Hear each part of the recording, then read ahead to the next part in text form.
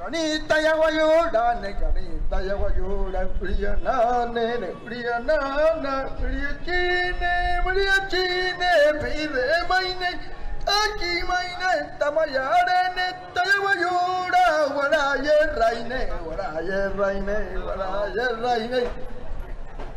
Kariya sachi maine, rate nachone, te nachone, mariyataine, mariyataina. Barriyataine, tamaya pure, piyama inera, te ringadane. Muy buenos días para todas, para todos. Estamos en la 13ª temporada de las conversaciones sobre asuntos de campo, que es un espacio que desde la Universidad de Caldas ha convocado antropólogas, antropólogos, científicas y científicos sociales de distintas universidades de Colombia y también a veces de la Universidad de Caldas, pero pues el espíritu es más bien poder aprender de las profes y los profes que están en otros lados hablando de cosas que nos interesan y que por razones obvias en nuestras clases no los alcanzamos a escuchar. Y aparte tenemos un canal de YouTube en donde subimos esas conversaciones sobre asuntos de campo y otras cosas que pueden averiguar allá en un canal que se llama PAI Revista Etnografía, se llama, todo tiene el nombre al revés, pero bueno, el canal se llama PAI y ahí lo compartiremos por correo con todas y todos los interesados. Entonces estamos al final, finalizando nuestra 13ª temporada, esta es nuestra penúltima sesión de este semestre. Ya les contaré al final de qué se trata la última sesión del semestre. Y nosotros somos afortunados en la vida, no tenemos plata, pero tenemos suerte, lo cual probablemente sea mucho mejor, mucho más bueno para la vida. Y es que nos hemos sido beneficiados por la generosidad de las colegas y los colegas y ha ocurrido que cada que vienen por aquí cerca, la gente con la que hablamos, la gente con la que nos interesa hablar, nos hacen el favor de regalarnos una charla y ese es el caso de nuestro día de hoy. La profesora María Ochoa la conocimos al final del año pasado como motivo de la edición de un número de la revista colombiana de antropología. Hicimos un evento comenzando este año que también se encuentra en las conversaciones sobre asuntos de campo y está subido al canal de YouTube.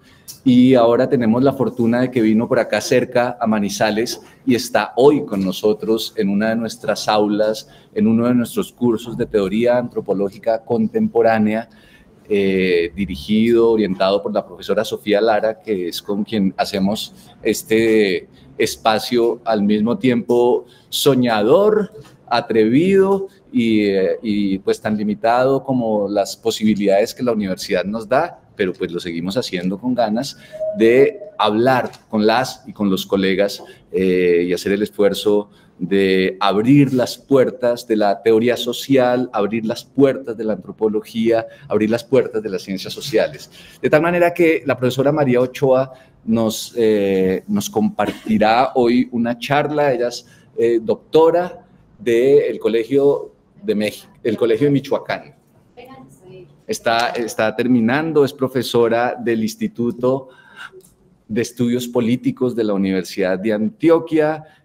Nos conocimos ahí como por un cruce, creo, probablemente, tal vez, no sé si sea Vladimir Caraballo o por alguna razón llegamos a estar en contacto y hoy tenemos la fortuna de que está aquí, así que aprovechemos que vamos a escuchar a gente que durante nuestra carrera, tal vez la escucharemos solamente el día de hoy, pero si seguimos en este mundo académico, con seguridad tendremos que leerla y que volverla a escuchar en otro momento. Así que, María, muchas gracias por estar aquí. Te voy aquí a dar la silla. ¿Sabes usar esa cosa? Entonces, por ahí está abierta la presentación. Entonces, bueno, gracias a quienes me están acompañando aquí hoy y aquí también quienes están en presencia. Voy a compartir pantalla para mostrarles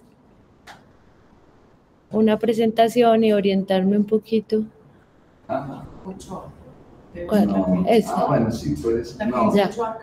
La coloquio, si Esa. quieres. Sí, O esta. Esta. Ya que esta ya está. No, la Canva no.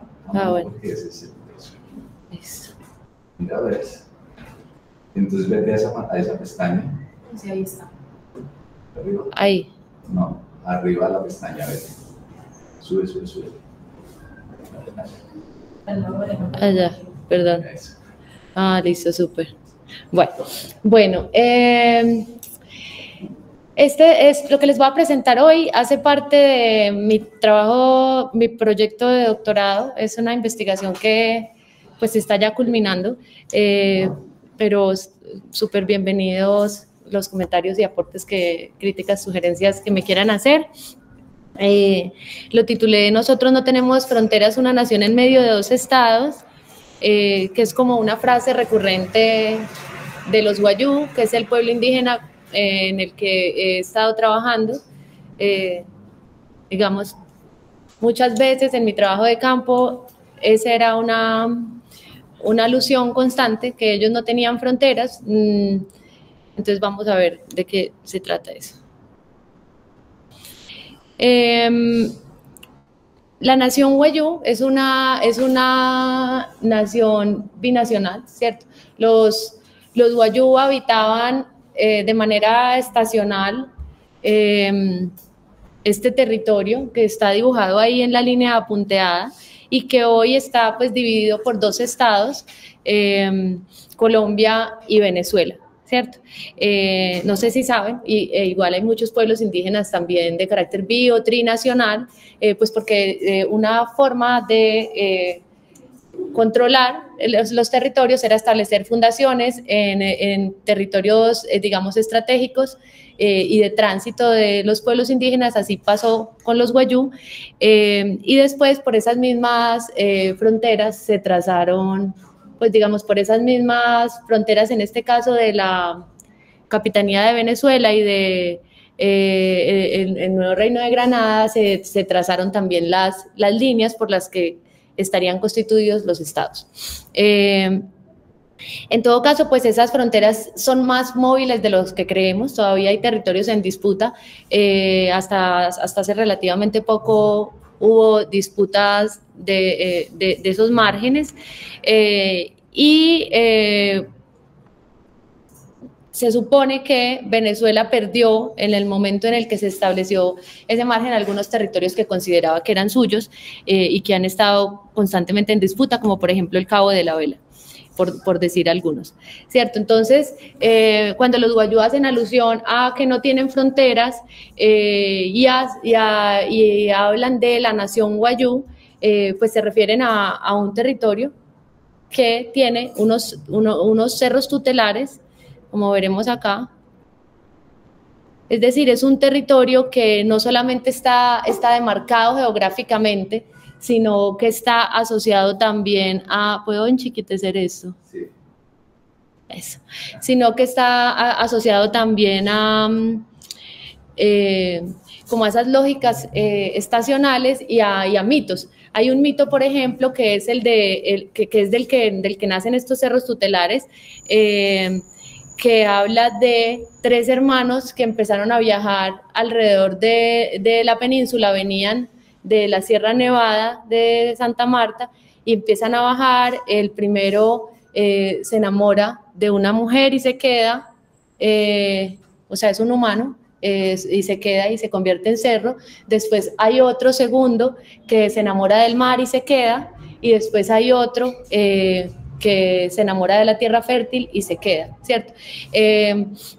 Y eso, pues, digamos, si lo analizáramos más profundamente, está asociado pues a algunos principios Wayuu de organización social, como la matrilocalidad, la poliresidencialidad y un movimiento constante en la frontera, un movimiento constante en la península, asociado a la búsqueda de agua, alimento y tierras fértiles, ¿cierto? Digamos que la mayoría de pueblos indígenas han sido estacionales, se desplazaban por el territorio, pero con la colonia y la instauración de pueblos, fundaciones, etcétera, pues se les empieza a obligar a que se ubiquen en ciertos territorios para poderlos observar, reducir, controlar, y bueno, entonces su movimiento cada vez se hace menor, y específicamente también en quienes adoptaron la figura del cabildo.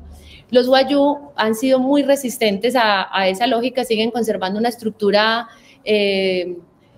descentralizada, su organización política es descentralizada, asociada a su estructura clanil, una autoridad por familia, no una autoridad por pueblo, y pues eso favorece también que esas lógicas de movimiento se sigan configurando, alimentando, y ese movimiento pues se hace también entre Colombia y Venezuela.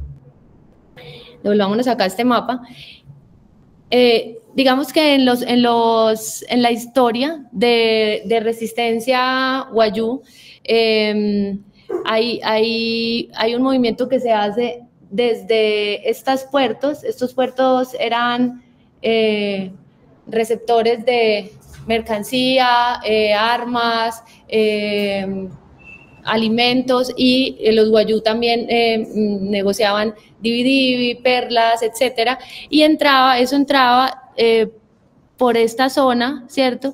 Y atravesaba toda esta frontera hasta llegar a Maracaibo. Entonces, ahí hay un circuito comercial que se ha mantenido activo desde la época colonial y posterior a ella, y que hace parte de una de esas formas en que la nación wayú persiste. Entonces, digamos, mi idea es que la nación wayú existe a partir de una construcción de una soberanía que yo llamo móvil, que es la soberanía wayú, que se hace que digamos se afirma por medio de acciones distintas, en donde los wayú borran la frontera con fines electorales, de tránsito o de abastecimiento. Es decir, hay un circuito que sigue permaneciendo entre eso que se llama la nación wayú, y que no es exclusivo de los wayú. Si miramos pueblos como digamos, por nombrar algunos, los Cucapá en Estados Unidos, en esa frontera Estados Unidos-México, los iroqueses en Canadá y Estados Unidos, bueno, toda esa zona de la Amazonía que comparte, que hay distintos pueblos indígenas, los Wixárika, que también dibujan su territorio, en ese caso no son binacionales, pero sí tienen un territorio sacro que van y visitan, y que no hace parte del que está delimitado, digamos, identificado en el estado como su territorio de origen.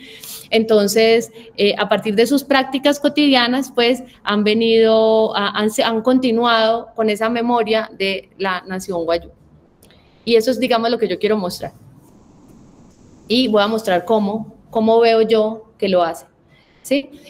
Yo, digamos, mi trabajo a partir de tres aspectos que están asociados al uso de los documentos, algo que yo llamo el uso creativo de los documentos, y que, digamos, si estuviéramos viéndolo desde una óptica estatal sería un uso ilegal,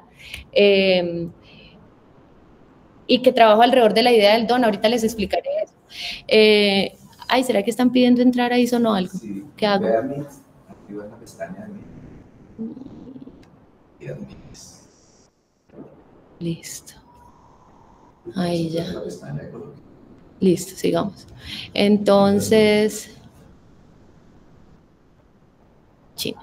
Bueno, entonces que les decía pues que esa soberanía móvil, que es la que ha permitido la pervivencia de la nación wayú. Yo la llamo móvil porque no es la soberanía, ahora veremos, digamos, por qué, pero no es como la soberanía de los estados, que está anclada en un territorio fijo, y que además es una movilidad que es entre mundos, no solamente entre, digamos, territorios geográficos. La veo en tres aspectos. En los documentos, como les decía, que ahora lo veremos con más cuidado, en las demarcaciones de las fronteras, ¿cierto? Fronteras propias, cómo ellos establecen unas propias fronteras, estableciendo sus propios regímenes de movilidad, y aquellas estatales, bueno, y cómo es esa transición se hace entre la frontera estatal, por ejemplo, y las trochas o caminos propios. Y el tercer capítulo o el tercer elemento alrededor del cual hago el análisis es el de los sueños, que es otra dimensión del movimiento en la que se manifiesta la concepción del mundo propia de los wayuu, en la que los ancestros son guías de ese movimiento y se manifiestan a través de los sueños con mandatos de carácter vinculante, que una vez se interpretan y se ejecutan, pues permiten recrear la comunidad. Después mostraré pues como esa idea de soberanía móvil, qué posibilidades tiene y qué limitaciones para la autonomía wayuu. Entonces les voy a presentar un poquito la idea de lo que trabajo con los documentos. Y es que los wayuu por lo general tienen múltiples documentos de un solo país y tienen documentos de lado y lado de la frontera. Por supuesto, no todos los wayuu, ¿cierto? Cuando yo digo los wayuu es una idea, pero pues como en cualquier sociedad, la gente es diversa, hay excepciones, hay formas distintas, pero digamos que hay una generalidad en que buena parte de las personas con las que yo conversé tenían documentos de Colombia y tenían documentos de Venezuela. Y hay una cierta confección de la parentela que se hace en cada sitio. Entonces, digamos, incluso si nací en Colombia, puede que quien me lleve a registrar no sea mi mamá, pero aparezca como mi mamá frente al Estado. Y en el otro país también, que me presente como acudiente, una tía, y entonces dos hermanos pueden tener documentos con apellidos diferentes en un lado o en otro, ¿cierto? Incluso en el propio territorio de origen. Esto me hizo pensar en una construcción particular de la ciudadanía. Digamos que los documentos serían como esa forma en la que el Estado materializa una dádiva, por eso hablo del don, ¿cierto? Como la ciudadanía se presenta como un don, ¿cierto? En el que el Estado no solo hace elegible a la población, es decir, no solo la identifica con fines de control, sino a su vez con fines de derechos, ¿cierto? Beneficios, identificación, contabilidad, registros censales, todas esas cosas que en todo caso pues revierten en beneficios. Entonces, esto me hizo pensar en otra forma de construcción de la ciudadanía y en cómo los wayuu entendían esa lógica de ciudadanía a partir de ese uso creativo que hacen de los documentos, pues en el que se da lo que desde la mirada estatal sería trasteo de votos o doble identidad. Es decir, acá se llaman de una manera y acá se llaman de otra, y eso pues les permite moverse en un territorio que es su nación, pero que pues puede ser problemático. Y entonces, digamos, lo que yo digo o analizo es que los wayuu generan una equivalencia con el Estado al analizar la ciudadanía no como don, sino como un intercambio, ¿cierto? No es una dádiva absoluta que no genera ningún tipo de retribución, sino que es un intercambio y hacen favores. De hecho, uno de los abuelos de la investigación decía que él sacó el documento para ayudarle a un señor Pastrana con los votos, ¿cierto? Y esa es su memoria de el acceso a la identificación nacional, ¿cierto? Y empecé a analizar, y eso digamos que es una idea reiterada. Después además, pues eso es muy interesante porque el Estado mismo burla su proyecto de legibilidad cuando los empieza a llamar con nombres groseros. No sé si ustedes saben, pero la abogada y literata wayuu Estercilia Simanca Puchaina cuestionó que, pues ella escribe un cuento muy lindo que se llama Nacidos el 31 de diciembre manifiesta no saber firmar, y en ese cuento ella cuenta que ella se imaginaba cuando era chiquita hacer una fiesta de cumpleaños con toda su familia, porque todos en la cédula aparecía que habían nacido el 31 de diciembre y en firma pues que aparecía que no firma, ¿cierto? No firma. Entonces ella pensaba que pues se preguntaba si es que todos en su familia habían nacido ese día, y después empieza, bueno, a relatar esa historia y cuenta que, por ejemplo, a Turizo le pusieron Chorizo, hubo nombres como Cosita Rica, Tarzán, que los registradores pusieron a toda una generación de wayús, de manera pues grotesca, burlesca, pero a la vez es una burla a sí mismo, ¿cierto? Es una burla al proyecto de elegibilidad estatal. Entonces, digamos que no había cómo tomar en serio los documentos si ese era su primer relacionamiento con ellos en una generación que se demoró mucho, además porque los wayú en el lado de Colombia empiezan a tener, los indígenas, digamos, en el lado de Colombia empiezan a tener cédula más o menos a mediados del, como decir, 1920 en adelante, 1940 en adelante, y en Venezuela a partir de 1951. Entonces, y no todo el mundo, ¿cierto? Como un acceso de todos modos muy limitado y muy reciente. Y a la vez los wayú devuelven esa burla al Estado, pues usando los documentos como pases que sirven de manera contingente, pues para habilitar el tránsito, para recibir beneficios de un lado o del otro, y así. Y después empezó a haber campañas de, digamos, el Estado empieza a identificar pues la necesidad de identificar a la población, y cada vez hay más campañas masivas de cedulación en los territorios. La gente ha empezado a acceder, pero también acceden de manera doble, entonces realmente es muy difícil contarlos, y eso funciona bien para ciertos aspectos de la huida, pues del atrapamiento estatal, pero pues a la vez también tiene algunos problemas en el sentido en que ahora, con toda la crisis que hay en Venezuela, muchos wayú están viniendo al lado colombiano a residir de manera más permanente, y pues no pueden apostillar títulos, no pueden registrar hijos. Entonces, por ejemplo, los hijos están con la cédula de la mamá, las hijas están con la cédula de por ejemplo, una amiga.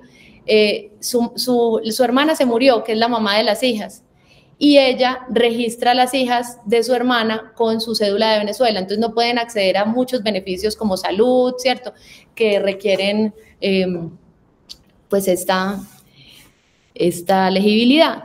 Entonces, digamos que me llamó mucho la atención cómo el aura legal de los documentos desaparece, se convierte en archivos personales wayú, sacaban muchas cédulas a veces cuando conversábamos, acá las podemos ver, y bueno, es el mismo sujeto, en algunos casos tiene el mismo nombre pero distinto apellido, como en en otros casos tienen distintos nombres y distintos apellidos, pero en todo caso, como aparece nacida en un lugar y nacida en otro, pues no es una cédula binacional. La abogada Estercilia ha adelantado trámites buscando una cédula binacional, la propuesta de una cédula binacional, que sería muy interesante para reconocer una ciudadanía binacional que se da de facto, o sea, sucede de hecho, ellos la hacen efectiva, pero que no es reconocida por los estados, aunque en las dos constituciones se reconozca que son pueblos indígenas binacionales, y digamos que hay algunos, ellos podrían hacer el proceso de nacionalización, pero el trámite de nacionalización es costoso, es complejo, y pues finalmente pues no lo van a hacer. Entonces, esto pues, entre otras historias, ¿cierto? Hay otras también muy interesantes asociados al nombre. Por ejemplo, Mequerrita, uno de los entrevistados le decía, Estefanía, que es una amiga wayú, le decía que ¿tú cómo te llamas? Y él le decía Mequerrita, y ella le decía, no, el otro nombre, el de la cédula, Nelson, ¿cierto? O, por ejemplo, la señora María, que tenía 5 cédulas, y las usan, digamos, indistintamente. Entonces, hay una concepción absolutamente distinta de los documentos, del uso de los documentos, del acercamiento a los documentos, que por supuesto está impregnada también con esa lógica de la ciudadanía. Parece que aquí. Sí. Ay, qué pena. Bueno,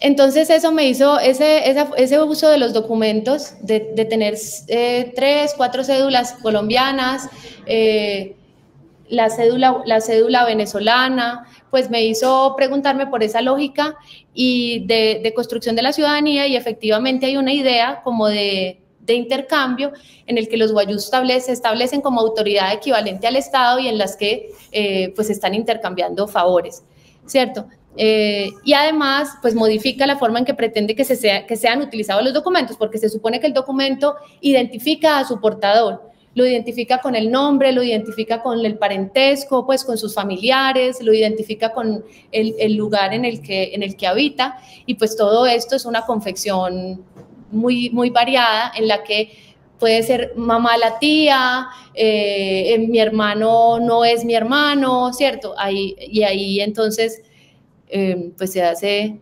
evidente esa burla mutua en la que hay un juego entre reconocimiento y no reconocimiento por parte y parte que, digamos, puede ser, a veces funciona cuando los wayuu quieren, por ejemplo, hacer uso de beneficios que recibían en Venezuela, que además, pues, Maracaibo es era una gran ciudad, allá podían estudiar, acceder a salud, de maneras mucho más expeditas, pero que ahora, pues, que están devolviéndose, se vuelve complicado.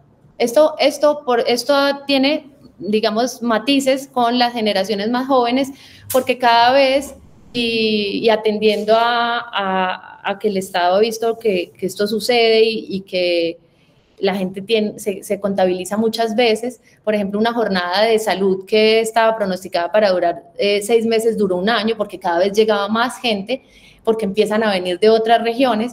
Entonces, pues, cada vez se exige más para acceder a cualquier beneficio, y también para los derechos de regalías, pues la presentación de los documentos de identidad. Entonces, digamos que los wayuu más jóvenes están más cercanos a esos patrones de tráfico constantes de los documentos, y eso pues construye otra forma de ciudadanía en la que sí hay unos reclamos más directos al Estado, y no tanto pues una huida de ese atrapamiento estatal. Eso, digamos, que sería como lo relacionado a esa primera parte que trabajo, que es la de los documentos. Después podemos profundizar en cosas que quieran. El otro gran tema que trabajo es el de las fronteras, y asociado a esa idea que ellos repetían todo el tiempo, que nosotros no tenemos fronteras, pero efectivamente, digamos, hay una frontera estatal y hay unas medidas estatales que los afectan y que efectivamente los han hecho además transitar. Y entonces empecé a identificar que las personas, digamos, llegaban muchos wayuu, había como más o menos en el 2010 hay un movimiento que empieza a ser más evidente y se recrudece en 2015, de personas de Venezuela hacia Colombia, pero los wayuu llegaban de manera distinta, es decir, no, por ejemplo, en el parque en La Guajira había muchos habitantes de Venezuela, pero los wayuu llegaban usualmente a donde sus familiares, aunque también hay algunos que han llegado a asentamientos informales cuando no hay vínculo con wayús que estén en el lado de Colombia, pero si hay un vínculo, por más remoto que sea, llegan a donde sus familiares. Por ejemplo, a la casa de una amiga wayuu llegó su sobrina, su hermana la llamó y le dijo, su prima, perdón, la llamó y le dijo, ahí te van tus sobrinas, pues digamos, es sobrina así sea prima, ¿cierto? Ahí te va tu sobrina, tus sobrinas, una la conoces y la otra no. Y llegan y se establecen ahí por un tiempo, buscando mejores condiciones. Entonces, empezaron a llegar, y la forma de llegar era distinta, y ellos hacían alusión a que ellos no eran migrantes, sino retornados. Así nunca hubieran pisado territorio colombiano, ¿cierto? Digamos, eso también es una afirmación que no necesariamente está asociada a... Esas afirmaciones las hacen frente al Estado como una forma de recibir también beneficios de todas estas agencias internacionales que estaban prestando ayuda a las personas migrantes, pero ellos eran, digamos, tajantes en decir que ellos no eran migrantes, sino retornados porque estaban llegando a un territorio que también era propio, ¿cierto? Así no hubieran nacido ahí, así ese no sea su territorio de origen. Esto disloca totalmente la concepción de ciudadanía estatal, ¿cierto? Asociado el ciudadano es aquel que o nace o por lo menos se nacionaliza en el territorio. Entonces, también ahí empecé a inquietarme con eso, y de hecho algunas otras organizaciones de mujeres wayuu planteaban que tampoco eran retornados, ¿cierto? Que era una categoría que usaban para poder acceder a estos beneficios, pero que ellos nunca habían salido de su territorio. Ese era su territorio, que como pueblo abarcaba esas parcialidades de los dos estados. Yo les estoy hablando de los Wayuu, pero ustedes, por ejemplo, quienes han habitado zonas de frontera, pueden ver esto también en otras comunidades indígenas y no indígenas, solamente que lo interesante de los Wayuu es que lo argumentan como nación, ¿cierto? Entonces eso tiene otro anclaje, por lo menos en la memoria histórica y en las geografías míticas y construcción de memoria Wayuu. Bueno, y entonces esa idea de que, así como planteaban nosotros no tenemos fronteras, otro asunto que era recurrente es que nosotros somos los dueños del territorio, digamos, ellos no hablan de soberanía, pero sí de dueñidad, ¿cierto? Nosotros somos los dueños del territorio y esto se presentaba como argumento especialmente frente a las multinacionales, pero también frente al Estado y especialmente por esa lógica de enclave que ha tenido el Estado para con estos territorios, que es una lógica pues de expropiación de los recursos, digamos bajo el argumento del bienestar nacional, pero que no revierte necesariamente en el bienestar de los Wayuu. Un ejemplo es el de la energía eólica, que genera energía hacia afuera, pero que no puede generar energía hacia adentro porque, por ejemplo, no hay tendido eléctrico, ¿cierto? Entonces, habría que hacer unas modificaciones legislativas para que eso beneficie también al pueblo Wayuu, pues que no se hacen, asociado también diría yo, a ideologías y gradaciones ciudadanas.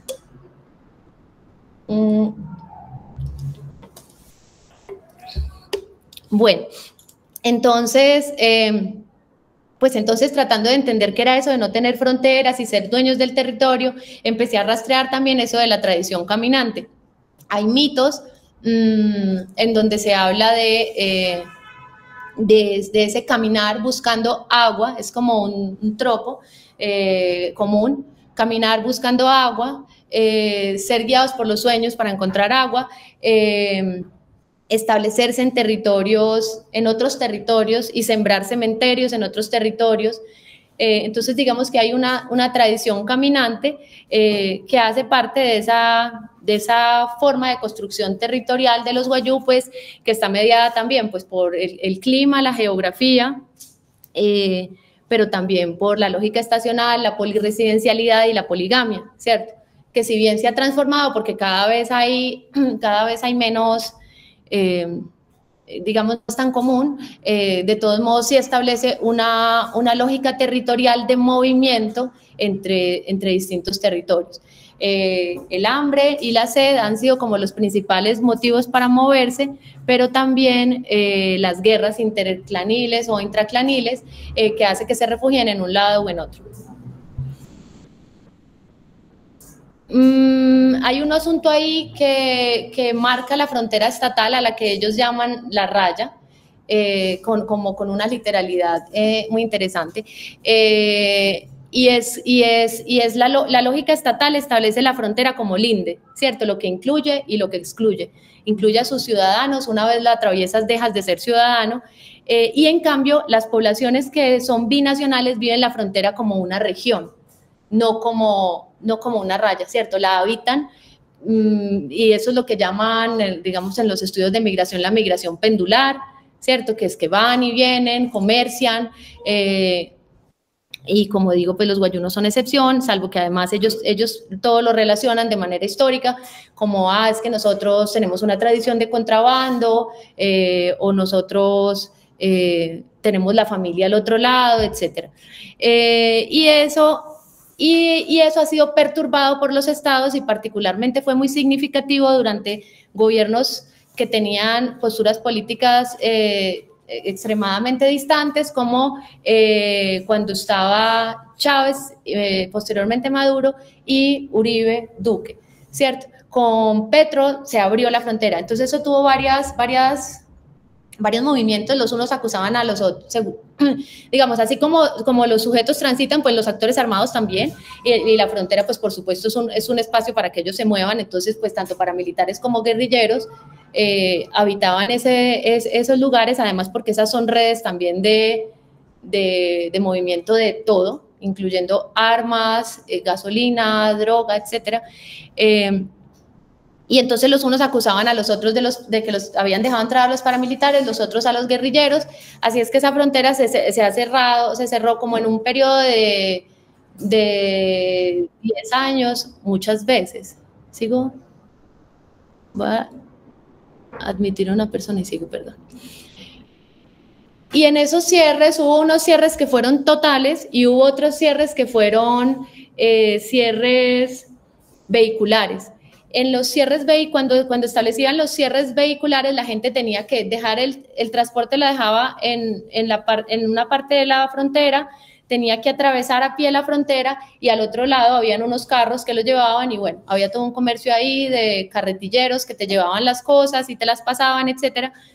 Acá lo podemos ver. Estos son los carretilleros, ¿cierto? Bueno, esos son los guardias. Y entonces ese tránsito pues favoreció que mucha gente que antes usaba, porque los guayú pasan por la frontera sin presentar documentos. De hecho, yo pasé con mis amigas guayú y yo tampoco presenté documentos, que era algo absolutamente pavoroso para mí. O sea, yo dije, me voy a dañar el pasaporte, nadie me va a volver, no me van a volver a dejar entrar a ningún país, pues estoy cometiendo un acto súper ilegal. Y no, pues pasé vestida como guayú y pasé, ¿cierto? Simplemente pasé. Después volví a pasar tranquilamente. Pasamos con las hijas de mi amiga, que no son las hijas, sino la hija de su hermana, que no están registradas a su nombre. Es decir, ahí hay un montón de cosas que suceden que están que no están en esa diada de lo legal y lo ilegal y que tienen otros significados. Entonces, mucha gente que antes pasaba por la raya tranquilamente, ahora empezó a pasar por la trocha porque con ese cierre vehicular había mucho control alrededor de los productos que se llevaban de un lado y de otro, y a veces decomisos, sobornos por parte de los guardias. Entonces, esos cierres pues empujaron a mucha gente al uso de las trochas, que normalmente igual hay gente que las usa si va muy cargada o si va de verdad con mercancía, pero volvieron las trochas, digamos, el Estado mismo volvió las trochas un asunto mucho más rentable para los grupos armados. Y eso es también muy interesante de cómo se estipula lo que es legal, lo que es ilegal y qué fines favorece. Entonces, con ese cierre que se hace, que es peatonal, empieza mucha gente a pasar por la trocha, pero cuando hay el cierre total, que especialmente, que lo hubo en varios momentos y específicamente con la época de la pandemia fue total, pues la gente se vio obligada al paso por la trocha y bueno, los actores armados han empezado a disputar la soberanía guayú por las trochas, ¿cierto? Que los guayú pues la ejercían con los peajes o con simplemente que permitir o no permitir que alguien pase en su territorio. Los guayú pues en general, pero digamos cada clan. Entonces, digamos que aquí lo que yo quería remarcar si bien en el anterior ejemplo que puse con los documentos era la pregunta por una ciudadanía transnacional, ¿cierto? En este caso era la lógica de los regímenes de movilidad que por lo general pues los administra el Estado. El Estado dice quién puede o no pasar por sus fronteras y de qué manera. Y cómo los guayú pues disputaban esto. Acá, digamos, si lo miramos históricamente, hay un movimiento que ha estado marcado de muchas maneras y en el que los peajes guayú que vemos son como una forma de autorizar o de negar el paso, pero pues hay muchas otras y algunas de ellas están marcadas por la violencia también alrededor de las guerras interclaniles o intraclaniles. Bueno, y finalmente los sueños, entonces, que es como la parte más inverosímil para la política, como mandatos vinculantes, pues fue algo que yo no tenía contemplado y que salió en el trabajo de campo. Porque pues yo estaba indagando categorías como nación, pues política, soberanía, ciudadanía, ¿cierto? Pero digamos en el campo yo veía que la gente hablaba de los sueños y los sueños eran la guía por ejemplo, de ese movimiento peninsular. Entonces los sueños determinaban dónde había agua, a qué territorio había que ir, cuál era la vocación de un territorio, si iban a hacer un movimiento asociado a lo que ellos llaman comercio y el Estado contrabando, los sueños eran los que también auguraban buen camino o no. Y a la vez, digamos, no solo el sueño, ¿cierto? Que en Wayunay Kieslapu, sino el sueño es como un canal de comunicación con los ancestros. Los ancestros pueden ser humanos o no humanos, ¿cierto? Entonces, ahí hay otra configuración de persona y de autoridad. Y los sueños tenían un carácter vinculante, o sea, un mandato vinculante que yo observaba que era más importante que el del Estado, ¿cierto? Así como a mí me daba pavor pasar la frontera sin sellar mi pasaporte, más bien en los wayú eso podía no ser tan relevante como si el mandato de los sueños. Entonces, si hay un sueño inquietante, se levantaban y lo contaban aquí, allá, aquí. A veces proceden acciones. Esas acciones que proceden a veces implican a la parentela, a gente externa. Y digamos que eso se circunscribe por lo general en la familia, ¿cierto? Se cuenta el sueño al levantar, a la abuela, pero después hay otras acciones en las que los wayú empiezan a esbozar esto como argumento político. Y entonces es, por ejemplo, que los abuelos requieren soñar para la consulta previa y los tiempos no coinciden con los tiempos de la consulta previa, ¿cierto? Que es una reunión en la que se va, se hace un taller en la comunidad y los abuelos no pueden tomar decisiones porque necesitan soñar para poder determinar qué acción procede, ¿cierto? Y cómo procede. Entonces eso ya me empezó a parecer más inquietante, así como cómo se empieza a romper esos circuitos familiares hacia circuitos más amplios y que fue especialmente evidente en el coronavirus, donde entonces las cadenas de WhatsApp, las redes sociales empezaban a circular sueños que habían tenido que permitieron pues recuperar plantas que se habían perdido, usos de remedios que empezaron a usarse frente a la pandemia como una acción como pueblo para la sobrevivencia. Entonces, todas estas acciones que les estoy contando que construyen la nación wayú son acciones para la pervivencia de una población y que efectivamente han sido efectivas porque los wayú son el pueblo indígena más numeroso de nuestro país, ¿cierto? Y no han sido reducidos como otros pueblos indígenas y han estado asociados a esa movilidad. Entonces, digamos que en ese caso, pues los sueños han sido parte de esa agencia de resistencia wayú frente a la extinción y parte de su poblamiento. Yo dejaría, bueno, tengo otro poquito. Sí, dale, está chévere.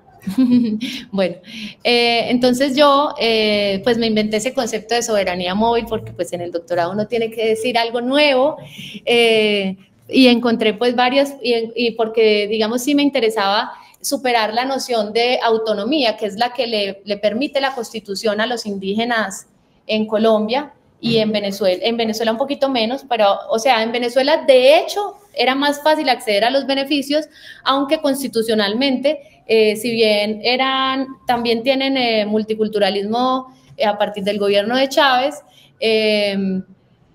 pues no tienen, por ejemplo, resguardos. Nosotros sí, bueno, el resguardo, aunque es una figura colonial, ha sido muy especial para los wayú, pues, y para los pueblos indígenas en Colombia, porque es lo que les ha permitido, pues, que no los sigan reduciendo a espacios cada vez más estrechos.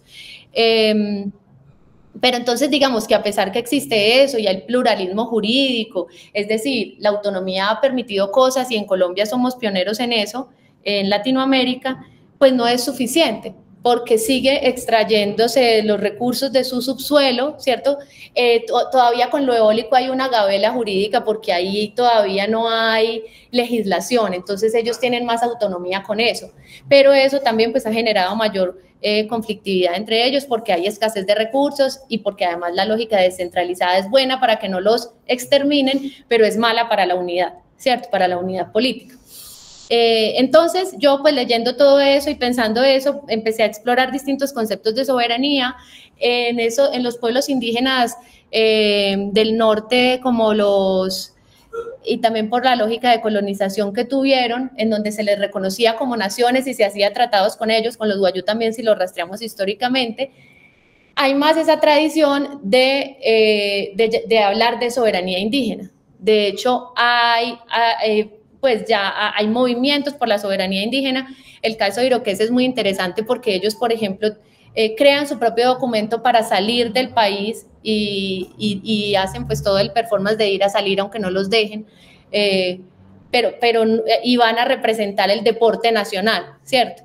Entonces, ahí en esas zonas se hablaba más de soberanía indígena, pero como la idea de la nación Wayuu es una idea que no está asociada como a un mandato que tenga pretensiones estatales, ¿cierto? O que tenga pretensiones de remover el Estado, de revolucionarias. Entonces, pues digamos que tampoco era tan claro, ¿cierto? Y ahí, ya para qué, ok. Listo. Listo. Qué pena, ahí estamos aceptando gente. Entonces empecé a buscar qué podría ser más parecido a esto y pues hay entonces digamos quienes estudian soberanía indígena analizan mucho cómo se crea la soberanía en la cotidianidad, ¿cierto? Con acciones cotidianas que son repetitivas, espontáneas, pero que tienen espontáneas, pero no, pero asociadas a una memoria en este caso de la nación Wayuu. Y digamos que el caso más parecido es el de Palestina, que tienen acciones de resistencia y de confrontación insistente, aunque pocas o nulas probabilidades de ser Estado, pero no importa, es una memoria inquietante que persiste y se enuncia constantemente. Entonces, pues, digamos, aludiendo también a la importancia de la movilidad Wayuu para su supervivencia, a la lógica clanil, que es descentralizada y que no permite una autoridad por pueblo, pues pensé que este podría ser un concepto más sugerente para pensar de otra manera la soberanía, no necesariamente anclada a un territorio claramente delimitado, ni solamente para pensarla en términos como de resistencias atomizadas, aunque tampoco totalmente unificadas, ¿cierto? Como, digamos, se piensa a veces los actores armados cuando disputan la soberanía estatal, así. Bueno, en fin, que entonces, pues planteé que estas dinámicas políticas del pueblo Wayuu, que están asociadas a su transhumancia, que es entre estados, pero también entre tiempos y seres, por ese vínculo con la nación Wayuu como una memoria afectiva, pues, y que recrean diario, y que ha sido ese recurso de sobrevivencia, pues es una afirmación soberana de su nación. El concepto de afirmación soberana es de Audra Simpson, que es que la deberían leer quienes les interesa este tema, porque es una Mohawk, es una indígena antropóloga, y pues trabaja esto mismo para el caso de los Mohawk entre Canadá y Estados Unidos. Bueno, esto ya un poco se los dije, y es que esa soberanía móvil se compone de acciones cotidianas de confrontación que eluden y a veces emulan al Estado, como cuando Dulcinea, una matrona Wayuu, le pidieron papel, el guardia venezolano le pide papeles y ella le dice: ¿tú me pides papeles a mí? No, yo te pido papeles a ti. Y después además lo interpela con su identidad indígena, ¿cierto? Y le dice: tú eres indígena, ¿tú por qué te prestas a esto? ¿Cierto? Entonces, esa acción que otras personas también pueden emular en distintos momentos, pues cuestiona la idea de autoridad del Estado, por lo menos la cuestión. Yo pienso que, digamos, lo útil de esto, pues además de todos estos cuentos que les he echado, es que si pensamos pensar las soberanías indígenas es necesario para resignificar e imaginar formas diferentes de este concepto que tengan en cuenta cómo viven los pueblos indígenas binacionales o trinacionales y cómo se les facilitaría más la vida, ¿cierto? O sea, la propuesta de Estercilia de una cédula indígena binacional ciertas formas que se han intentado en algunos momentos de alianzas binacionales alrededor de, por ejemplo, la gasolina, ¿cierto? Que es uno de los productos que movían, porque ya no, los guayú en la frontera, ya no por la crisis venezolana no hay, entonces ya no traen. Pero, digamos, que se mueve, que enseres se mueven, y eso como facilita la vida de un pueblo, pues que pasa hambre, y sed. Y bueno, digamos, otro aspecto interesante es la pregunta por los sueños, que no solo los sueños, ¿cierto? Digamos, eso ya está más pensado desde otras perspectivas no tan antropocéntricas, y es como otros agentes aparecen en la política. Los guayú lo traen todo el tiempo los sueños como un argumento político, desde ese que les decía, por ejemplo, la consulta previa, hasta otros asociados a la necesidad de mover, por ejemplo, cementerios, o cuando son ubicados, o frente al extractivismo, en fin. Y eso nos pone también en la pregunta de cómo pueden entrar estos otros actores en la política, pues para que otros sujetos puedan existir también en simetría. Bueno, pero pues eso es como eso en todo caso es una idea pues romántica de lo que podría ser, pero efectivamente pues hay muchos obstáculos a la soberanía guayú. Por un lado, el aumento de patrones de tráfico de los requisitos estatales, es decir, la exigencia de un documento de identidad hasta para sacar un celular, ¿cierto? Cosas básicas en el ámbito público como privado. No necesariamente construyen una identidad más cercana del sujeto con el que se representa en el documento, ¿cierto? Por lo que les explicaba de que yo puedo ser en el documento hija de otro sujeto, que no es mi madre de verdad, haber nacido en otra parte, pero en todo caso, pues sí, cada vez hay más necesidad de portar el documento, de que el documento que se porte sea el pues fidedigno, y que en todo caso, pues eso genera también un apego con el Estado, ¿cierto? Entonces también ahí hay unos cambios generacionales de unos guayú que, por ejemplo, eran los abuelos que más bien no tenían interacción con el Estado, si están en rancherías muy alejadas, todavía más. Bajar a un lugar para hacer un documento puede valer 200.000 pesos, lograr llegar hasta ese lugar, ¿cierto? Pero en cambio los jóvenes que ya están saliendo a estudiar a las cabeceras municipales, que tienen otras necesidades y pretensiones, pues ahí se va generando una lógica de apego estatal mayor. Entonces ahí hay como unos cambios pues que hay que seguir explorando, que tampoco quiere decir que se desprendan de su idea pues de la nación guayú. Por otro lado, la crisis económico-política en Venezuela, toda la lógica de desnutrición, pues todos los problemas alrededor del hambre de los guayú, que la profesora Claudia Puerta, que está aquí, también lo ha trabajado, es quien más lo ha trabajado, creo yo. La crisis ambiental, el cambio climático, la hiperinflación mundial, son aspectos que van reduciendo cualquier capacidad de agencia de un pueblo, sea el que sea, y que además hace que cada vez haya más mandatos al Estado como ciudadanos de ese Estado y no necesariamente resistencias como ciudadanos de la nación guayú, ¿cierto? Y también hay un caso muy interesante que habría que explorar. En mi caso yo pues solamente lo observé al final y no entro en profundidad, pero es que las organizaciones de mujeres wayú, y esto es válido también para otros pueblos indígenas, recién revisé un artículo de eso, ¿no?, para otros pueblos, están empezando a exigir, están empezando a cuestionar el pluralismo jurídico, porque, pues por lo general las autoridades son hombres, no hombres igual a machista, pero digamos que ahí hay unas lógicas culturales en las que predomina eso, y entonces delitos como la violencia sexual a veces no son considerados delito, o sea, no hay sanción para eso. O si es en el caso de los wayú, por ejemplo, la sanción está, como los wayú no tienen un sistema punitivo como el cepo, latigazo, qué sé yo, entonces el sistema es la compensación. Entonces tú a veces tienes que seguir viviendo con tu agresor, y eso cuando se llama eso una ofensa y se manda al palabrero y se gestiona, en fin.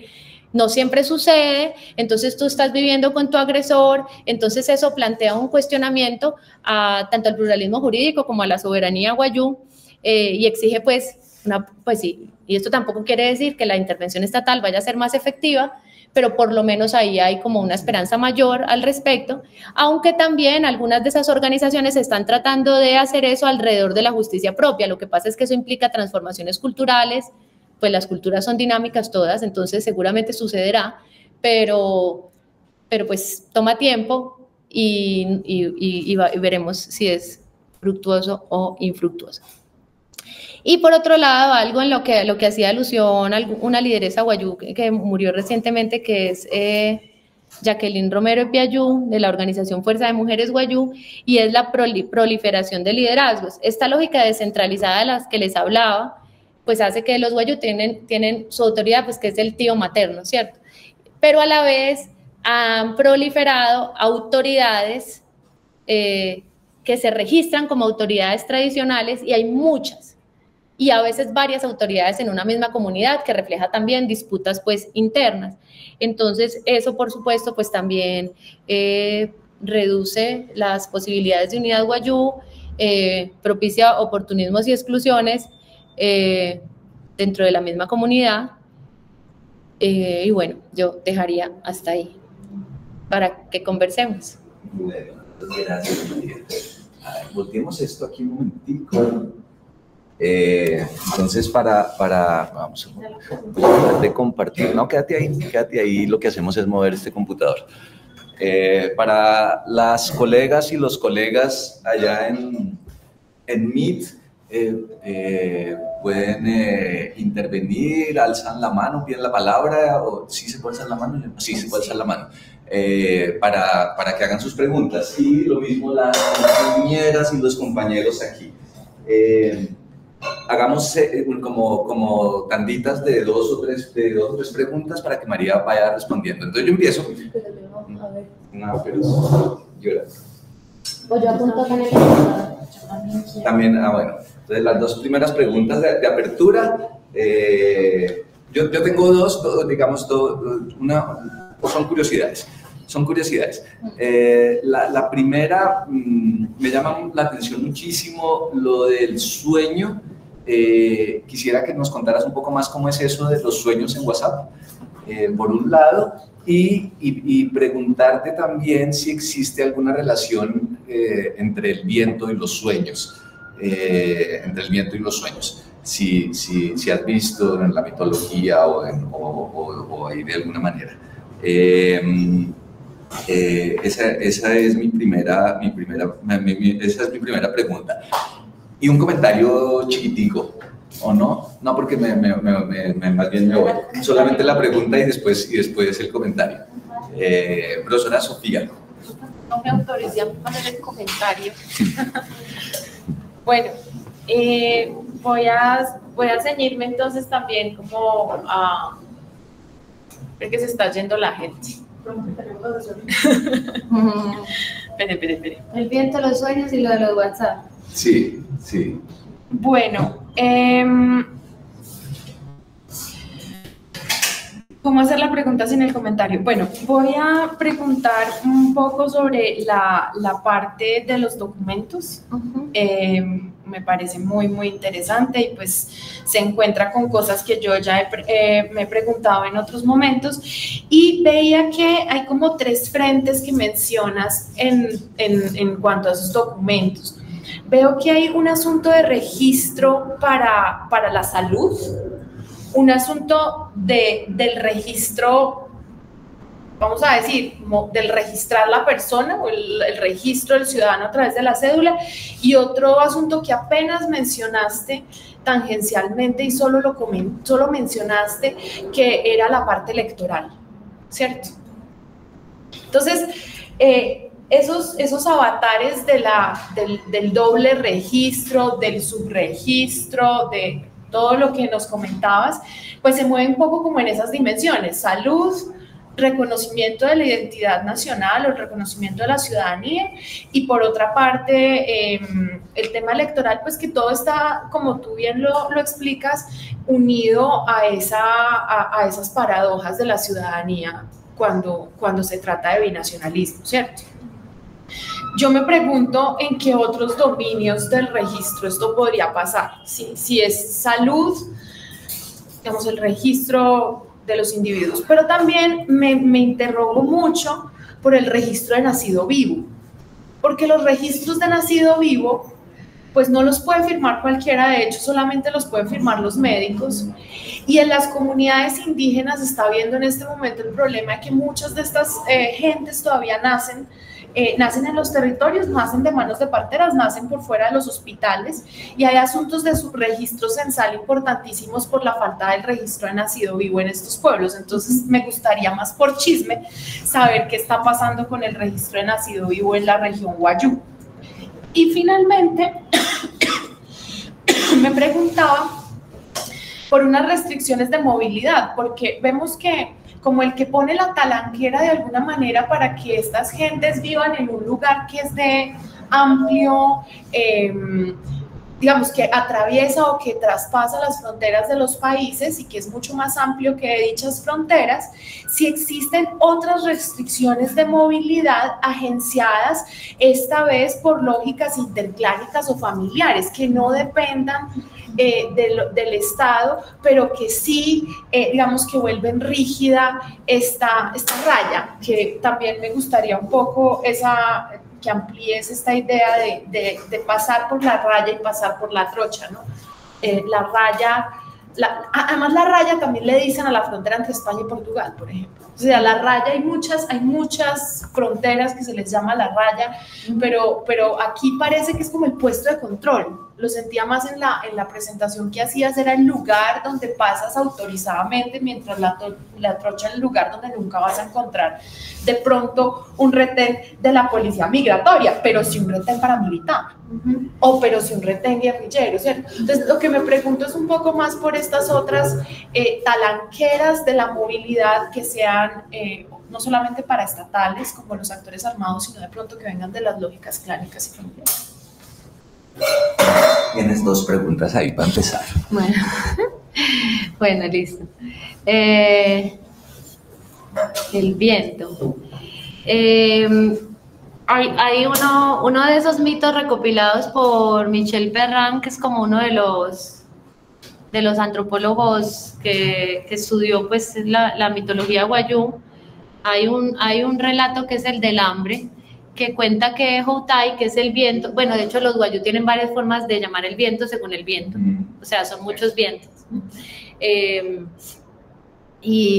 Pero digamos Houtai, el viento enemigo de la lluvia, castiga a los wayuu con largas sequías. Houtai trae a Jamui el hambre. Y entonces, según ese relato, muchos wayuu emigraron hacia tierras lejanas donde se oía que había abundancia de comida, y algunos murieron en el camino, otros se dispersaron. Vuelve esa lógica que conté al principio del mito de los 3 hermanos, que son los 3 cerros, y que son cerros que además están ubicados, unos son en Venezuela y los otros en Colombia, ¿cierto? Pero en lugares que son estratégicos, o no estratégicos, más bien significativos para los wayuu, ¿cierto? Entonces ahí hay una memoria oral de hambre, sequía, movimiento. Y esa memoria oral pues se transmite y pues no es como que se transmita solo verbalmente, sino que se repite ahora, ¿cierto? Pero no sé bien si esa era tu pregunta, pero se me vino a la cabeza cuando me lo preguntabas, pero hay otra relación importante con los sueños y este movimiento está siempre guiado por los sueños, siempre, o sea, hasta por decir, si buscamos en Google, hay un video que es una entidad de Naciones Unidas va a poner agua y se guían por un señor que soñó y que sabe dónde es el agua y van y buscan y ahí está el agua, ¿cierto? Entonces, esa es una lógica recurrente y de hecho en los sueños siempre hay que bañarse con agua fría, o sea, hay como unas paralelismos, ahora que hablabas de Lévi-Strauss antes, hay unas equivalencias que sería interesante analizar pues más a profundidad, pero el agua es muy importante, ¿cierto? El agua es muy importante porque además hay sed y hay una sed histórica, ¿cierto? Pero además, cuando tú sueñas, lo primero que tienes que hacer es bañarte con agua fría, ¿cierto? O sea, es como la primera acción, esa acción incluso antes de la interpretación. Después viene la interpretación y la interpretación puede derivar otras acciones asociadas también a la sangre, los ritos pues con animales, eso pues sacrificios más bien, el licor, ¿cierto? Que espanta, y también el color rojo que está asociado también a la sangre, y el sacrificio del animal implica que se reparte comida. Entonces ahí también vuelve la lógica del hambre a ser resignificada en la puesta en escena del sueño y de la interpretación del sueño. Por eso el sueño no es solo el sueño es, de hecho, si ustedes fueran a hacer, digamos, analizar este tipo de cosas, es muy importante no solo analizar lo que la gente sueña, sino qué pasa cuando circula el sueño, ¿cierto? Entonces, el soñante sueña, ese soñante va y se lo cuenta a la intérprete da un mandato y el sueño puede traer otro mandato, ¿cierto? Pero la intérprete contextualiza el mandato, o sea, hay otro mandato hay una cadena de significado que vuelve y se le pega a ese, entonces ahí hay otro mandato y eso recrea la comunidad, recrea los valores de la comunidad. No todo el mundo cumple los mandatos del sueño, pero hay una sanción moral por no cumplirlo, ¿cierto? El que se desvía, y entonces, o también la interpretación de lo que pasa malo también puede estar asociado a que o no se interpretó bien o no se cumplió. Entonces, por decir, una soñadora profesional que conocí que era Natalie, que era pues así súper afilada, ella por sueños recibía información para curar, ¿cierto? Para curar, se curó, tuvo su embarazo, era un embarazo, ella había tenido ya muchos embarazos ectópicos, ya habían dicho los doctores que ella no podía tener hijos, y por ejemplo su hermano no atendió a su sueño y su hermano se murió. En todo caso hay muchas guerras interclaniles, los guayú pues digamos mantienen cierta paz, hay unas comunidades familias más pacíficas que otras, pero hay rencillas y disputas por la misma lógica descentralizada. Eso genera pues mucha fricción. Entonces, pues, digamos, los sueños ahí también son agentes importantes para la configuración de la paz, de la tranquilidad, entre esas que son fronteras también. Hay fronteras, o sea, no es que, por eso digo, cuando ellos dicen no tenemos fronteras es una afirmación frente al Estado, pero ellos tienen sus propios regímenes de movilidad, que están, por supuesto, atravesados por las guerras interclaniles e intraclaniles, porque hay también mucha fricción entre las mismas familias, ¿cierto? Porque ellos tienen una lógica que permite el asentamiento temporal en su territorio, pero por un tiempo, o a veces entonces eso se quieren apropiar y entonces ya si se muere un muerto lo entierran ahí, entonces ya empiezan a disputar, porque el cementerio es la escritura pues del territorio, entonces empiezan a disputar ya autoridad territorial y eso puede generar rencillas, en fin. Entonces esa sería como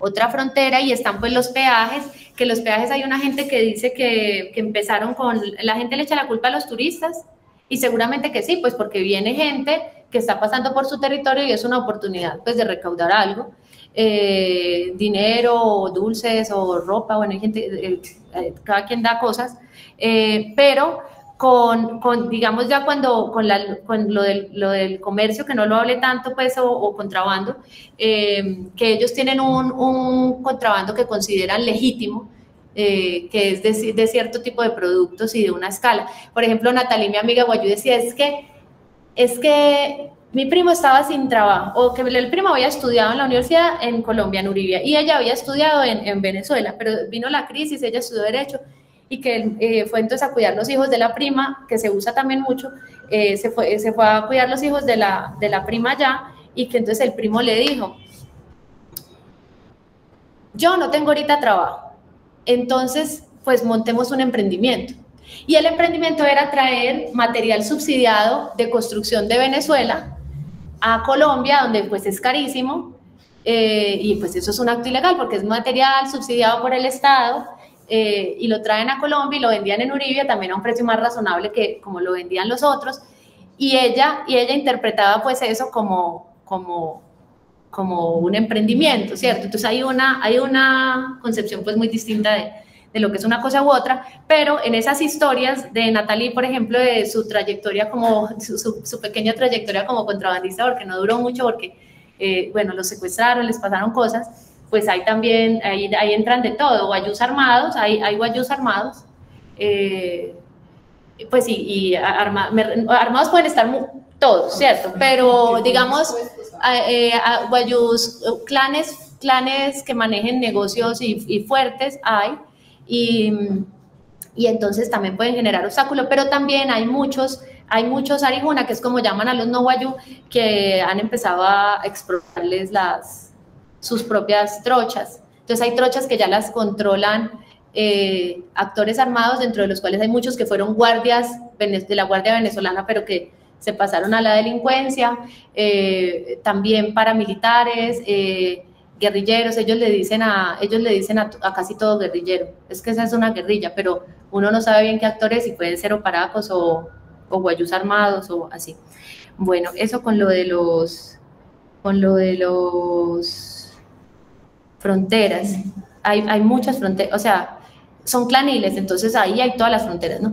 Pero entonces por eso es interesante las redes, cuando se logran las redes y las alianzas, que no es tanto, ni siempre, pero se logran, y con la pandemia se logró, y hay algunos autores que han empezado a analizar eso de las redes sociales, que es como todo un campo también metodológico para ustedes, como agentes de transformación de la política popular y de la movilización activista de los partidos políticos hacia la red, ¿cierto? Hay como un cambio ahí.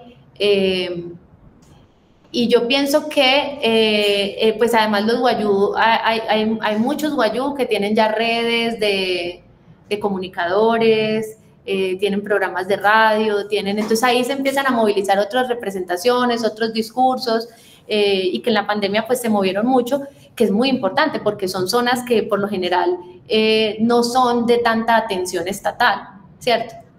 Y donde es más fácil llegar pues, por esas vías, y entonces ellos hacían sus propios videos en Guayunaiki, y bueno, también como el Atalaya, ¿no? Que está en Guayunaiki, los pastores están en Guayunaiki, esos sí llegan más. Bueno, entonces eso es muy interesante porque se empiezan a entrecruzar, con las redes sociales aparece que se empiezan a entrecruzar las formaciones políticas de largo plazo, como por ejemplo la idea de la Nación Guayú, pues con activismos que son ya más puntuales y más acciones conjuntas para cierta cosa. Pero entonces en eso de las redes con lo de la pandemia, entonces había un audio que empezó a circular, y entre esa recirculación pues se le van sumando cosas. Entonces, por ejemplo, empezaban a decir, sí, es que esto es igual a como lo que pasó en el siglo XVIII, y que en un sueño con la peste negra, o sea, mezclan sucesos, y entonces que en un sueño nos dijeron que teníamos que hacer esto y esto y esto, y pararte en un punto y decir, pero también se mezcla con sincretismo religioso, porque entonces el punto es, vete mal, vete el demonio, ¿cierto? O sea, se mezcla también como con otras interpretaciones religiosas y bueno, de todo lo que los sujetos pues tenemos, que está marcado por espiritualidades múltiples, etc. Con lo de los registros, lo de los nacidos, claro, y hay gente, de hecho hay gente que no, por ejemplo, hay gente que no cédula, no registra a sus hijos porque ellos mismos todavía no tienen cédula. Cada vez hay más campañas masivas de cedulación y registro. Yo pues pude estar en una y van los dactilocopistas, etcétera, pero también pasa como casos como, por ejemplo, yo fui y ya una gente ya no la dejaron entrar, ¿cierto? Y, por ejemplo, Estefanía, mi amiga, ella fue delegada para ir a registrar a 2 niñas que no eran sus hijas y caminaron 2 kilómetros y llegaron y no había jornada de registro, ¿cierto? Entonces, eso todavía en territorios tan dispersos es muy, muy difícil. Y no solo, y los registros y las actas de defunción son las de las que menos registro hay, sobre todo porque la mortuoria es la mortuoria, así como los sueños, que no lo hablé casi, es muy importante para los wayuu. Entonces ahí hay también un campo de vacío estatal grande. La de las elecciones, hay una historia que no puse ahí, pero que yo la tengo y pues ahí en el trabajo, y es la historia de Bonifacio, que ustedes no sé si conocen, pero Uribia se la llaman la capital indígena de Colombia, y es un municipio que es habitado en su mayoría por población wayuu, y nunca había tenido un gobernante wayuu, nunca. Entonces, eso fue como en el 2016, yo estuve en esas elecciones y pues había toda una conmoción porque era el primer candidato wayuu y pues la gente quería que ganara Bonifacio, se llamaba Bonifacio Palmar, y pues Bonifacio ganó, y allá es muy evidente, digamos, como las lógicas electorales, la compra de votos, el trasteo de votos, todo eso. Y bueno, hay rumores además, de esa casa salieron con bultos de dinero, no sé qué, así. Y el comando se llama el lugar en el que es como de los que mandan pues de la campaña, la gente que hace la campaña de ese candidato, pero cada comando alquila carros para ir a transportar a la gente porque es un territorio disperso y, como les dije, puede valer 200.000 pesos una salidita. Entonces, pues el comando de Bonifacio era una sede donde tenían muchos murales de personajes históricos wayuu, ¿cierto? O sea, los de la revolución la revolución contra los capuchinos, de los de la que fue secuestrada por Alonso de Ojeda, ¿cierto? Entonces había como toda una pictórica de sus héroes. Además hay unas representaciones, aunque dicen que los wayuu sí eran pues de talla muy alta, hay unas representaciones como muy, muy magníficas, y pues así fue el caso de Bonifacio también, y un sabedor wayuu, antropólogo, ya se murió por el COVID, se murieron muchos sabedores por el COVID. Él venía de Venezuela y él tenía súper claro pues el proyecto de la nación. Hay gente que tiene súper clara la idea de la nación wayuu y la articula ideológicamente, hay otra que no, pero hace esas acciones, ¿cierto? Y entonces él sí tenía pues súper articulado el proyecto, y él vino a trabajar en esta campaña, y él decía que él estaba de acuerdo con que la gente viniera de allá a votar, pues porque era su territorio y tenía que ser gobernado por ellos. Entonces, bueno, eso como un ejemplo claro de elecciones.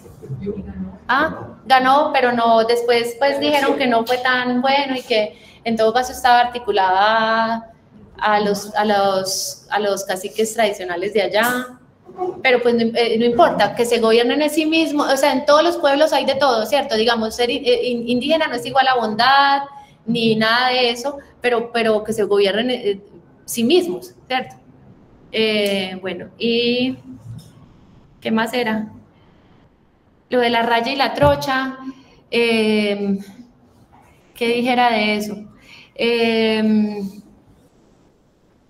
Ahí es muy inquietante, esos pasos por la trocha y como los cuentan son súper inquietantes, porque además si hay lluvias, eso es un problema. Además, a veces son perseguidos, o sea, como yo viajo por ahí, por decir, y puedo estar sujeta a que me toque esconderme en un patio es como un patio de una casa, pero en el que están los que hay como unas lógicas, ¿no? El mosquero, que es como el campanero, pues el que avisa, y si viene el ejército, entonces les toca guardarse un rato y pueden durar 2 días en un patio y cada vez les cobran más, porque entonces lo que les está diciendo de los peajes es que entonces que hay gente que asocia la presencia de los peajes por los turistas, pero en lo que rastreé yo, o sea, ha habido presencia de peajes durante mucho tiempo, ¿cierto? Y parece que aparecieran en la misma lógica en que empiezan a aparecer los peajes estatales. El siglo XX, más como siglo XX. Sí, aunque ellos dicen que sobre todo en los 80s, ¿cierto? Y que ellos pueden cobrar por el paso a su territorio.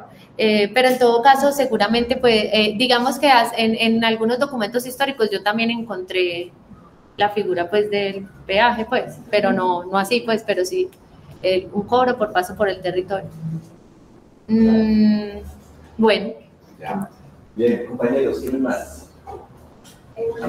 Tengo como algunos comentarios. Ven hacia aquí para que te escuchen los de allá. Sí, hágase aquí en esta silla, por favor. Ya la pregunta. Para que la escuchen mucho. Para que quede grabado además. ¿Y alguien más? Para que se vaya haciendo ese tipo. Bueno, primero, muchas gracias, muy interesante. Creo que este tipo de espacios también nos permiten pensarnos como mucho las categorías que se manejan como en la antropología. Pues yo tengo como comentarios y tal vez si de ahí puede salir como pues alguna pregunta, pues, tú dirás. Yo estuve leyendo hace poquito unos cuentos de Sentasiosi, una guayunaiki, una escritora guayunaiki que estuvo hace poquito acá en la Feria del Libro, y súper interesante también como nos contaba acerca de, pues digamos, de estas lógicas que se manejan allá, acerca de, digamos, de el irse, como de las rancherías, como de la ciudad para poder estudiar, de estar como, pues de pasar de vivir de pronto con su familia, irse donde una madrina. Y también ahí como, bueno, nos contaban un cuento como pues ella llegó a trabajar allá como ayudando en la casa desde muy pequeñita, como la mamá pues también en forma de pago pues le daba como tejidos o cositas y gallinas, se le llevaba a ella como también como para vivir ahí. También nos relataba en uno de sus cuentos como su padre, pues como ya tienen la posibilidad de tener esposas y mujeres muy pequeñas, como una niña también que fue la última esposa de su padre, pues sufrió tanto como al dejar su ranchería y tener que irse a vivir donde este señor, y que ella se escapaba en las noches como a su casa, pero como que esas leyes impuestas por sus ancestros la obligaban a retornar otra vez donde este señor, donde no quería estar. Entonces me parece como sumamente curioso eso, como esas dinámicas de parentesco también, como que terminan imponiendo también un lugar en el que habitar. También pues un poco con el tema de los documentos y de pronto con eso desde identificar. Yo tuve la oportunidad de estar en Cabo de la Vela, de conocer a 2 niños, a Lutiana y Damián, que nos comentaban que pues ellos realmente no sabían guayunaiki, sabían muy poquito, que en la escuela les estaban enseñando. Entre eso también les enseñaban un poquito de otros idiomas como para poder relacionarse con los turistas y poder vender como en las playas, manillas y otras cositas. Entonces yo me preguntaba como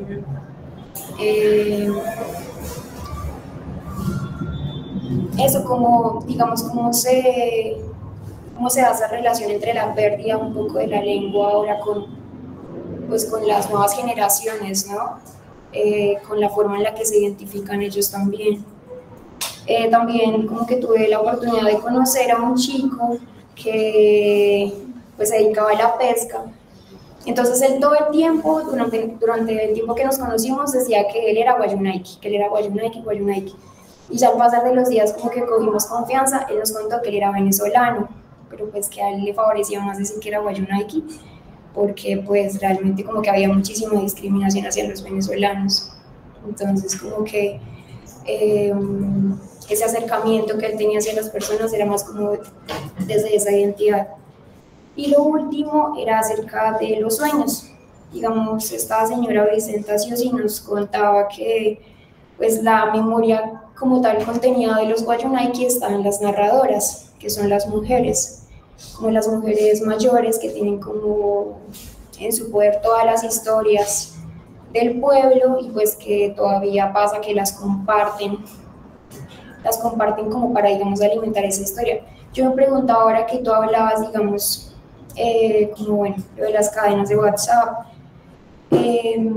y lo de los sueños, si, digamos, actualmente el compartir de esos sueños no abre como otra nueva significancia de esa historia que ya está, o si es rígido, o sea, los sueños permiten como resignificar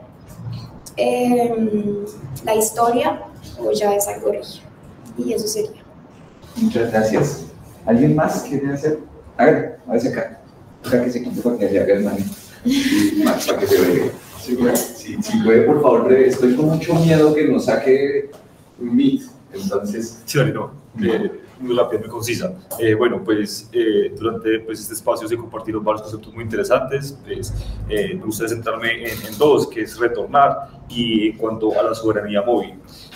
Pues anteriormente hablaron un poco pues como esos actores ilegales que son presentes en esas zonas, que es pues, muy bien sabido que entre estos espacios geográficos pues existen ciertos actores ilegales que como tienen cierto control del territorio. Entonces mi pregunta va dirigida en cuanto a que se puede relacionar esa soberanía móvil cuando sabiendo que hay ciertos actores ilegales que tienen control de esa zona. No sé qué pensamiento tienen esas comunidades en cuanto a de pronto el desarrollo del territorio, porque muchas veces cuando no se puede tener un control del territorio propio, como que hay cierto desarraigo, pues en la guerra hay ciertas lógicas que al momento como que no está presente en el territorio, como que existe un desprendimiento de sí mismo al no estar en el territorio, porque pues justamente comentabas que no se consideran inmigrantes, que si no son retornados por conseguir el territorio como propio. Entonces, ¿cómo se puede conseguir el territorio propio cuando hay otros actores que controlan la zona? Entonces, es como eso.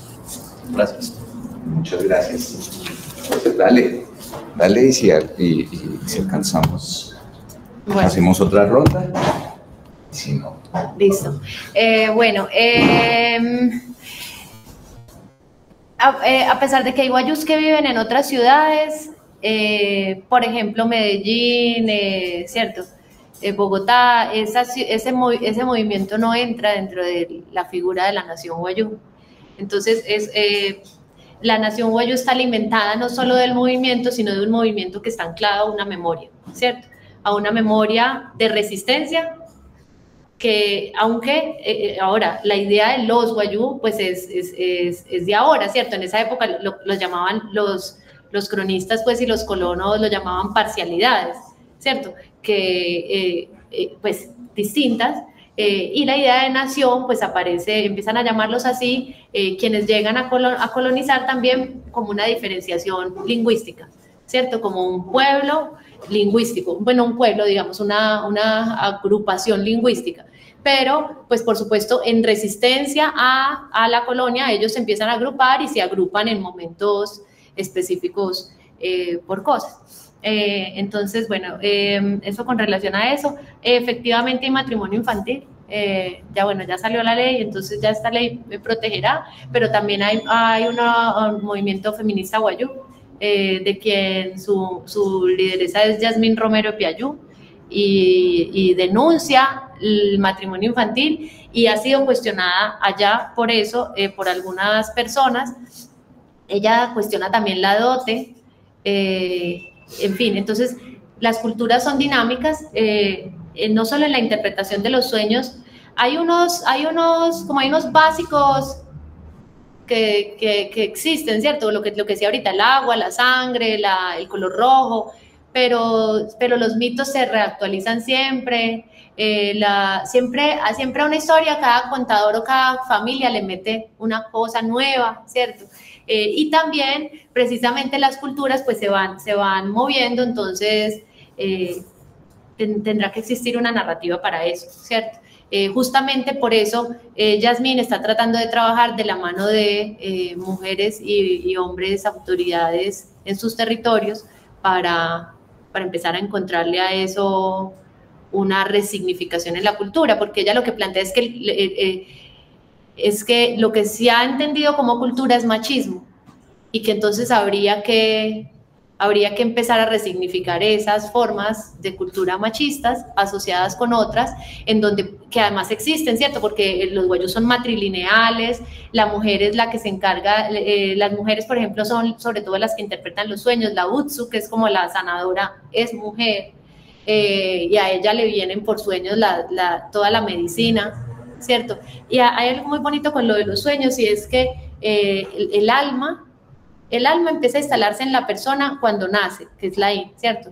Y la persona se enferma cuando el alma se empieza a ir, ¿cierto? Y el alma camina hasta llegar a Jepirra cuando se muere, ¿cierto? Entonces por medio de la medicina y de los sueños se trae el alma del sujeto. Por eso a veces esas almas en pena, los yoluja, los espíritus, están enfermos. Entonces, las mujeres se encargan de toda esa sacralidad, son las que curan a los muertos, los hombres no los tocan, por ejemplo, si son muertos con bala para no debilitarse y poder enfrentarlos. Entonces, la mujer está muy cerca a ese mundo de la sacralidad, de lo divino, de lo espiritual, bueno, muchas formas de que lo podríamos llamar, y entonces pues ahí hay formas de resignificar la cultura, y pues que ellos lo están haciendo, son ellos quienes lo tienen que hacer y ellas, ¿no? Uno observa. La discriminación hacia los venezolanos es evidente y todo ahora es culpa de los venezolanos, pues si eso sucede aquí en estas ciudades, imagínense allá, que es una ciudad con escasez, ¿cierto? Con escasez,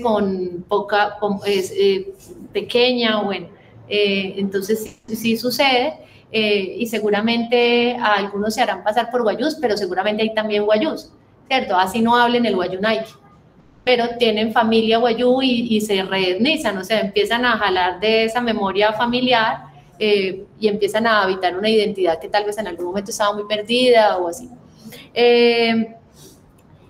Hay pérdida de la lengua, pero yo pienso que ahora hay como una reetnización importante y usualmente esa reetnización sucede cuando salen, porque adentro no es tan valorado ser guayú como afuera, ¿cierto? Entonces, y eso hace que vuelvan a su territorio, digamos, con otro reconocimiento de lo que es ser guayú, más asociado no tanto a la lógica de asimilación, que es la que normalmente les ha correspondido, sino pues como digamos más exaltación de lo propio, que es difícil en los contextos precarios, ¿cierto? Es difícil. Y lo que tú dijiste, si retornar, ¿cómo se puede concebir como propio un territorio cuando hay otros actores? Así como el Estado se reconoce Estado, así disputen su soberanía, ¿cierto? Digamos, o nosotros, o yo me pueda considerar paisa, así viva con otras personas, ¿cierto?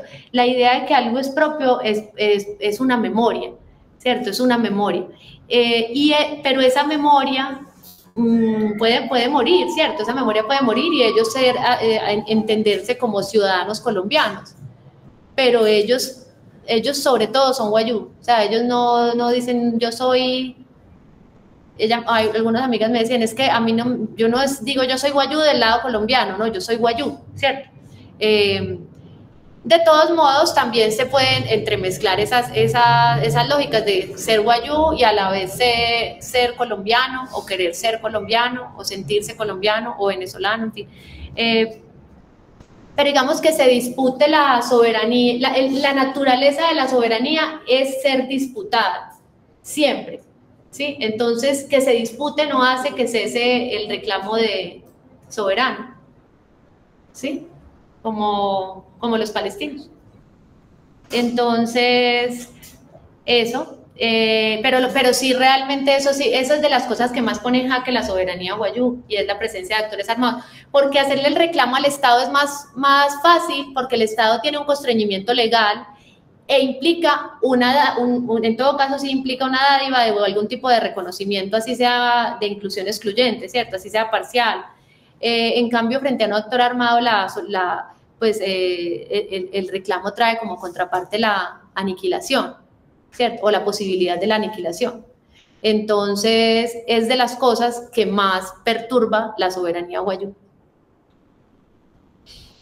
Bueno, voy a hacer entonces mi comentario y... ¿Te vas a hacer acá? No, me hago acá. O sea, hay muchas cosas súper interesantes y te agradecemos enormemente por la charla. Creo que puede ser muy inspiradora. Por allá estaba, pero se salió Dayana, que está haciendo un trabajo en la frontera binacional de Colombia-Ecuador con los pastos, que son otra sociedad indígena binacional, que son súper interesantes además. Bueno, lo que voy a decir tiene que ver un poquito ya con lo de los pastos. Son dos cosas. Lo primero que me llama la atención, digamos que es esto de los documentos y de la movilidad, no me gusta decirlo así, pero la movilidad de la identidad, esos juegos de identidad en los que está metida, en los que les ha tocado moverse a los guayú, me llaman enormemente la atención, no porque sean un asunto ni cultural de los guayú, ni solamente o sea, evidentemente están en una situación binacional que exacerba eso, pero me llama mucho la atención y yo pienso mucho en nuestros estudiantes de la Universidad de Caldas, que es una universidad pública y venimos de tantos lados, y venimos algunas y algunos de sectores menos favorecidos de la población. Y digamos, creo que lo que es tremendamente relevante pensando ya no solamente en fronteras binacionales, es que en la precariedad la identidad de uno está siempre moviéndose, está constantemente alerta de más bien para qué lado me muevo. Pienso, por ejemplo, cuando uno que tiene la fortuna o la maldición de tener dos nombres y se mueve con uno u otro de sus nombres. Yo para una gente soy Luis, para otra gente soy Alberto y para otra soy Luis Alberto. Y como tengo un apellido raro, también a veces uno se mueve con el apellido de la madre. Entonces yo soy Guava para la mayor cantidad de personas, pero sé que en la costa norte la gente ya cambia. No puede durante una época de la vida tener el apellido del padre, después el apellido de la madre, o un apellido primero. Y los nombres mismos cambian.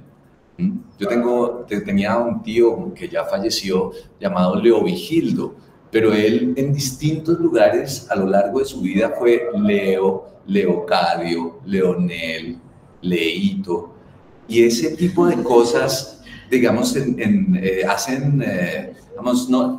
parece trivial, pero no es trivial porque tiene que ver con las múltiples personas que uno puede llegar a ser y que están allí como pura posibilidad y que emergen y que pueden emerger en condiciones estas de posibilidad. Algo que me llamaba la atención ahí como pequeña coda a esta primera parte de mi comentario es que lo mismo que cuando se cierran las fronteras y cuando el COVID se cerró la frontera binacional de Colombia y Ecuador, el contrabando hace que la economía se mueva de una manera distinta, que uno diría, no, el cierre de la frontera hace que las cosas se paralicen, y todo lo contrario. Digamos que se movilizan de una manera poderosísima y entran en juego muchas otras cosas, que hace parte de la misma... O sea, cuando uno es contrabandista, por ejemplo, eso no es una identidad que esté pegada a uno.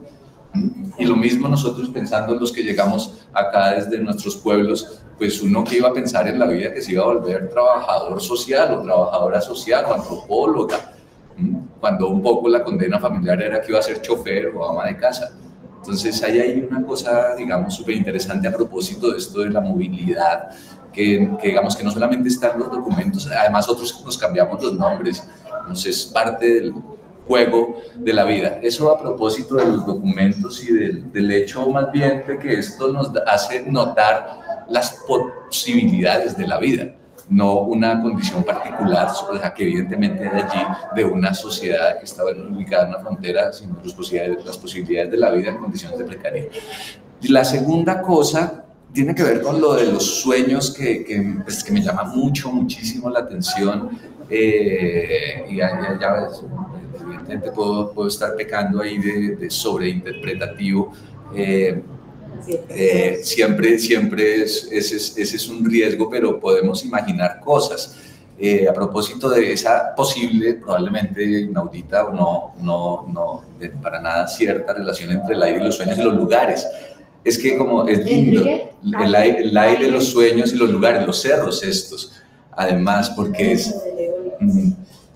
tiene que ver también con lo de la energía eólica, que es la que ellos no pueden controlar, o sea, cuyos beneficios no les llegan de ninguna manera, o quién sabe si llegan por regalías, pero bueno, digamos, ahí no sé nada. Pero lo que me parece interesante con la cosa de los sueños es que son un lugar donde paradójicamente uno no es soberano. Los distintos grupos en distintos lados no suelen decir me soñé, porque en me soñé hay una agencia y una voluntad propia que en realidad no existe. Entonces suelen decir me soñó. Los Misak dicen me soñó y el sueño es algo que me contó el páramo. En Kumbal, esa cosa cotidiana y diaria, mañanera, de contarse el sueño, es preguntarse qué será lo que va a pasar, porque en el sueño uno no tiene control, a lo sumo información o a lo sumo alguien me está queriendo decir algo. Y es súper interesante que esa soberanía móvil se manifieste particularmente en esa cosa fundamentalmente contenible y manejable, en donde la voluntad de uno no existe, que es el sueño. Para hacer una voluntad que no es la de uno, pero que probablemente tenga que ver, yo ahí en eso no me meto porque hay unos conceptos que no me gustan, pero ser el territorio, el vientitorio, el qué sé yo, el airitorio, el maritorio, ¿qué diablo será eso? ¿Cierto? Porque es una cosa que está más allá de la voluntad de uno y que ocurre allí y uno se pregunta, ¿y esto qué será? Me soñé con esto, ¿qué será? Decimos nosotros, pero hay otra gente que es más sensata y simplemente dice lo que pasó en el sueño y hagamos la pregunta, es una pregunta fundamental, como tú lo has dicho, entonces me parece súper interesante. Y quiero cerrar mi pequeño comentario con algo, que esta no es una idea original, porque es una mezcla de lecturas y una cosa muy simple. Al santuario de las Lajas, que es un abismo, es un lugar con poder, con fuerza, de donde se apareció una virgen, un lugar sagrado, la gente suele ir en Semana Santa a dormir. O sea, van a quedarse en la noche, duermen en el piso de piedra y se levantan y van a misa, pero digamos, lo más importante es llegar cansadísimo, acostarse y dormir. Y yo especulo mucho que van a esos lugares a soñar, a esos lugares a soñar, pero ahí hay una vaina rara porque probablemente, y ahí ya yo me enloquezco, probablemente que la gente llegue al lugar a soñar debe ser el sueño del lugar. Debe ser el sueño del lugar, y esto, digamos, se ha encontrado en muchos otros lados. En Australia lo llaman los dreamings. El hecho de que el páramo le diga a uno o le dé el sueño, quiere decir que él quiere hacer realidad sus sueños en nuestros sueños. Entonces ahí hay algo súper interesante que desborda las agencias humanas y tiene que ver con la política en el sentido más grande. Hay quienes hablan de cosmopolítica y de no sé qué, que me parece que puede ser súper bacano, hablando de la paradoja esta de la soberanía indígena, que parece ser la soberanía de algo más allá de los cuerpos humanos de los indígenas. Ya. Me parece fantástico que nos hayas hecho esta presentación porque nos permite pensar en las múltiples posibilidades de cosas que podemos hacer desde la Universidad de Caldas. Entonces ya te dejo a ti para que cierres y ahorita yo hago un puro anuncio parroquial de las conversaciones de campo.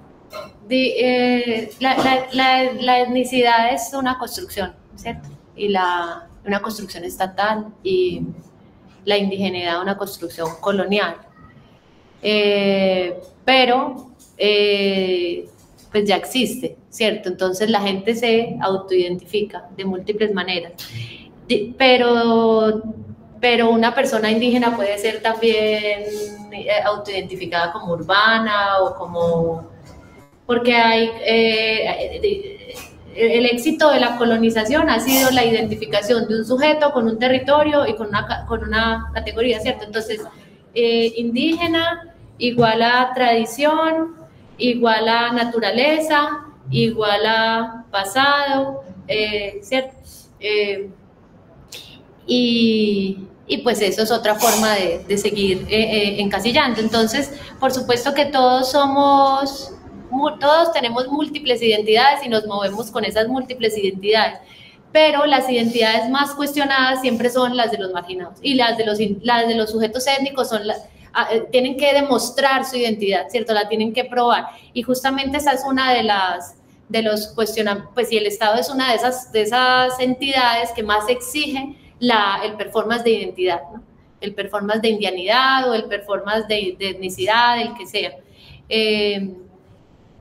Entonces, pero sí, creo que coincido contigo en que todos tenemos múltiples yo, pero la frontera, yo creo que articula una particular bifurcación del yo, y para mí la etnicidad es una forma de vivir como extranjero, porque sos parte, pero no sos parte, has sido incluido, pero no totalmente.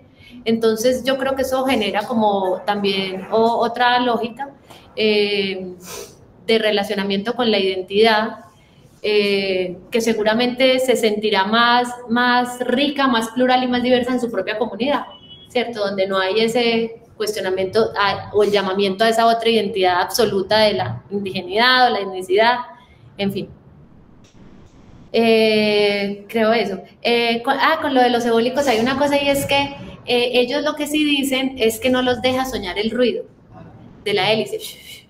Entonces, ese es como su principio, pero realmente los eólicos les gusta en algunas comunidades porque como es dinero directo, o sea, les entra directo, y no, como eso no está todavía tan legislado, ahí hay más autonomía. Pero eso ha generado muchas disputas, es entre quiénes son los dueños del territorio, porque los dueños, los guayú, es los de la línea materna. Entonces el hijo de papá guayú no tiene derechos territoriales, pero a veces lo reclaman. Entonces eso, o a veces las compañías entran a negociar con ellos. De hecho hay una compañía que tiene toda la lógica guayú de compensación, entonces esa es la que más ha entrado, como que la que ha entrado de manera más fehaciente. Pero sobre todo ahí, bueno, hay muchas cosas que pasan, porque deteriora eso, la hélice moviéndose deteriora el suelo, cada vez lo erosiona, mata pájaros, etcétera, pero digamos asociado a los sueños, sobre todo es el sonido que no deja soñar, así como el tren, el paso del tren no deja soñar, eso. Y eso es muy grave para los guayú, por lo que les decía del alma, ¿no? La gente que no sueña es la que no tiene alma, entonces usted prácticamente si no sueña está muerto. Entonces rapidito tienen que hacer algo, porque si no es que se va a morir, ¿cierto? Entonces es así de grave. Y me encanta eso que dices, claro, en el sueño uno no tiene, es que uno no es soberano, no es que yo sea un sujeto soberano autónomo, y digamos que la soberanía es un cuento que me he hecho yo para representar esas formas de vida de ellos, para que ellos puedan, realmente ellos hablan de poder vivir en su acuaipa, ¿cierto? Y el acuaipa traduce eso tiene múltiples traducciones y lo usan para todo, o sea, acuaipa puede ser una historia, acuaipa puede ser seguir los pasos ¿cierto? Entonces, vivir a su modo, ellos poder vivir a su modo, y sino que a mí me interesa el concepto de soberanía porque pone de frente la idea de lo binacional frente a los estados, ¿cierto? Y de un pueblo que se considera uno, o sea, que existe ya comunidad, así en otro tiempo fueran parcialidades y así sean descentralizados, pero claro que eso fue lo que a mí me llamó la atención de los sueños, que es el sueño como destino, o sea, el sueño marca el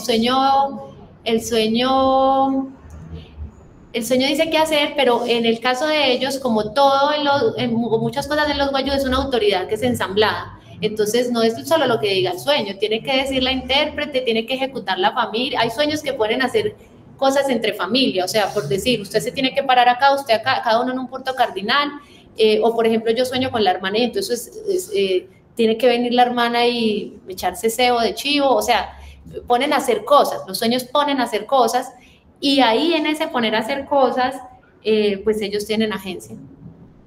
Ahí hay, entonces sí es el sueño sí supera al sujeto, o nos supera, y ahí hay algo más, y es muy importante. Pero en el caso de yo, el sueño es como un canal de comunicación. Yo me acuerdo que como uno siempre trata de personificar, ¿no? Entonces el sueño es un Dios, así lo entendía yo, ¿no? Y así me lo decía alguna gente, seguramente conmensurando, traduciéndome. Pero Estefanía me lo explicó mejor que todos y me dijo, no, es que no es así. El sueño es la conjugación de todo, es como, y ella me lo decía también con el cabo de la vela, porque Ojepirra, pues que es a donde van los muertos, entonces uno entendía que Ojepirra es ese lugar ahí, como ese ojo de agua, y ella me decía, no, Ojepirra es el viento que va, el mar que choca con la piedra, o sea, es el movimiento, es todo lo que sucede ahí, ¿cierto? Entonces lo mismo con Lapo. Ella me decía, Lapo es un canal de comunicación y no es necesariamente una deidad que es un sujeto, sino que es una composición, ¿cierto? Que por eso es distinta a la lógica de persona individual y más bien yo hablo de persona ensamblable, como que puede ser múltiple, una, otra, puede ser el abuelo que vino y le dijo que quería café, pero que a la vez lo encarna ella, más los que representen la acción que haya que hacer, más, ¿cierto? Es todo. Bueno, yo creo que hasta ahí.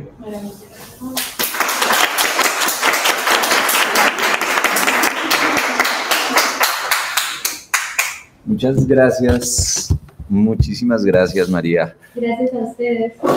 Bueno, con esto vamos a cerrar entonces esta sesión de las conversaciones sobre asuntos de campo. Las invitamos y los invitamos de hoy en 8, el viernes 22 de noviembre, de 5 a 7. Vamos a hacer una especie de programa experimental, de programa de cierre detrás de micrófonos, conversando con las antropólogas y antropólogos que hicimos el podcast Vidas de Animales, Seres del Monte, la Casa y los Caminos. Ahí te siguen felicitando por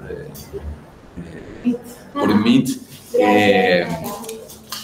De nuevo agradecerte y nos vemos en una próxima ocasión. Voy a dejar de grabar.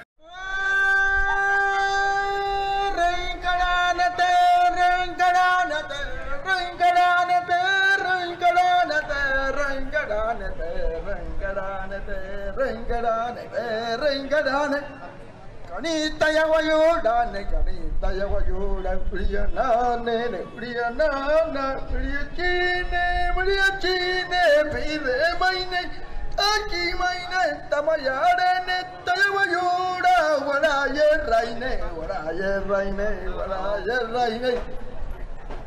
Kariya sachi maine rate nachone, te nachone, mariyataine, tamaya pure, piyama ine rate, ringadane.